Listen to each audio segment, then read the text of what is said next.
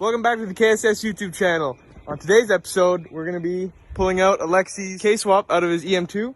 So, yeah, he's going to be abandoning this project, sadly, because he's going to be focusing on his Dodge. He's got a old W350? It's a D350. D350. Two-wheel drive, yeah. 360. Just get some more money for the funding and hopefully have it out for next spring, next season, of course. Yeah, perfect.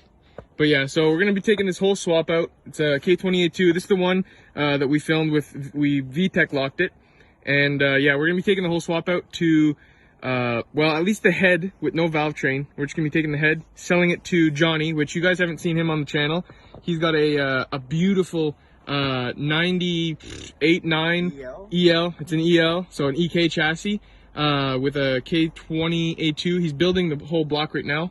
And that thing runs 400 plus horsepower on E85. So, and he just blew it up because he did a money shift, and now he's building his new setup.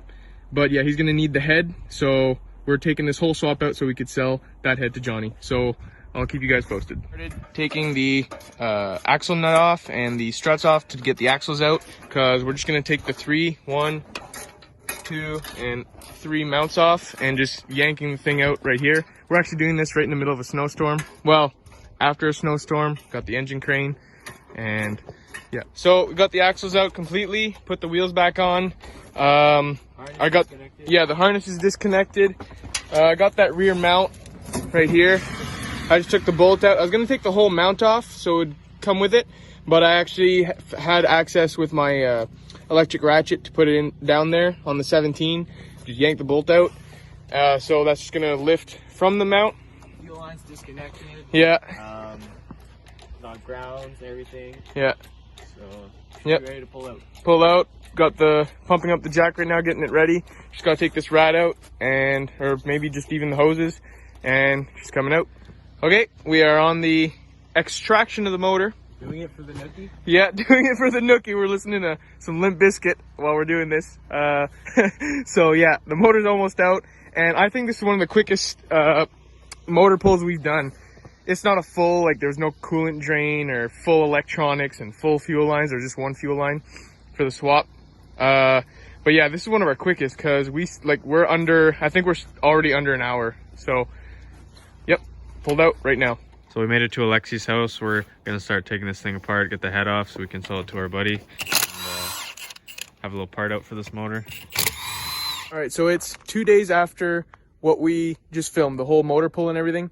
We're actually not gonna be going to Johnny's just yet, maybe not in this episode, because he's gonna wait to have his block and everything to buy and install all at once. So right now I'm going to Aiden's. He just got some stuff in from our friends at Garage 16. Some parts for the Del Sol. We're gonna go install those. So, and some of the stuff is right here. Well, this isn't from Garage 16, but an old downpipe, or part of my downpipe system that came with my eBay turbo kit. He is gonna take this and maybe cut it and weld it to maybe use to make his downpipe for his turbo setup. So yeah, I'm on my way to Aiden's right now, and I'll see you guys when I get there. All right, so I made it to Aiden's house, and so he's gonna explain the parts he got from, well, I just said like 2 seconds ago, Garage 16. Yeah, so we got a care package from our boys at Garage 16. AEM wideband. I'm ditching the stock O2 sensor so we can actually see our readings out in the car. We've got our AEM high flow E85 fuel pump.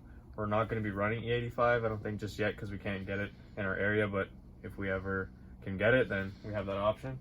So I got the E85 one. We got the block sandwich plate. That's for our turbo. We can have the feed line come off this. And then I got a new filter for it since we're taking it off. I said last time that I didn't get my thermal gasket in yet. Just got that in. So we can take this back off and put our gasket on. And then our hybrid racing gear selector springs. So this actually goes in the gear selector in the transition here. You can pair it up with the detent springs, which I have, which just makes it a lot more stiff and precise. So yeah, we'll get to installing that. I think we're gonna start with the fuel pump and see where it goes. Yes, sir.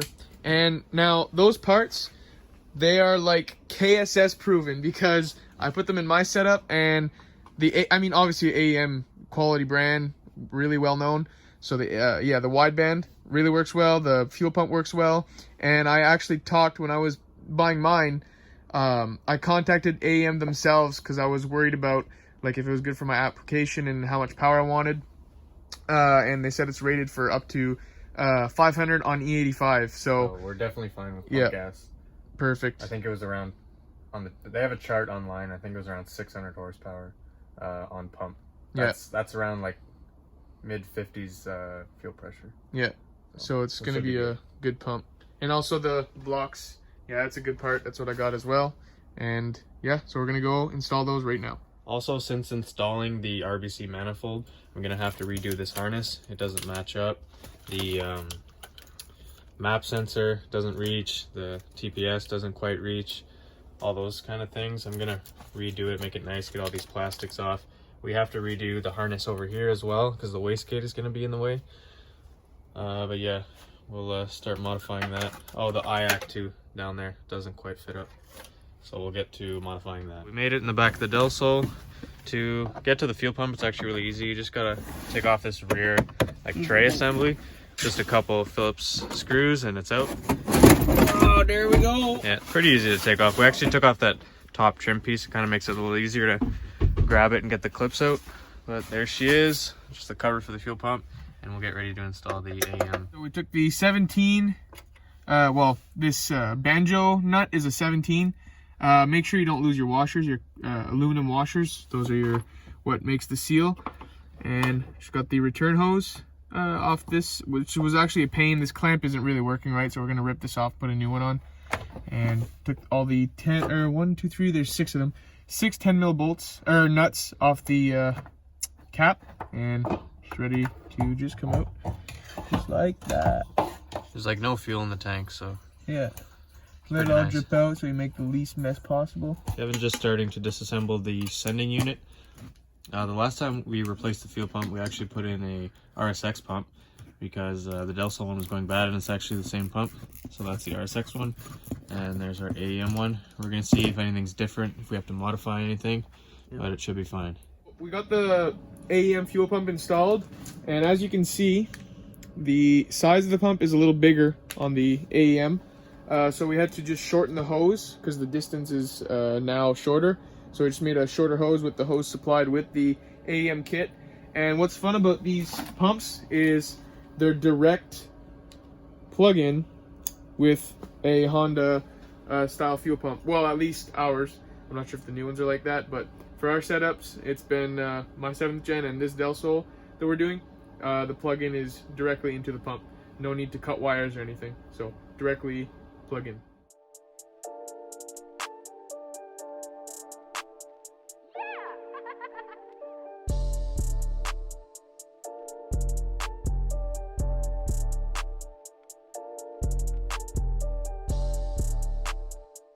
Okay, Aiden is taking his oil filter off to put his sandwich plate in.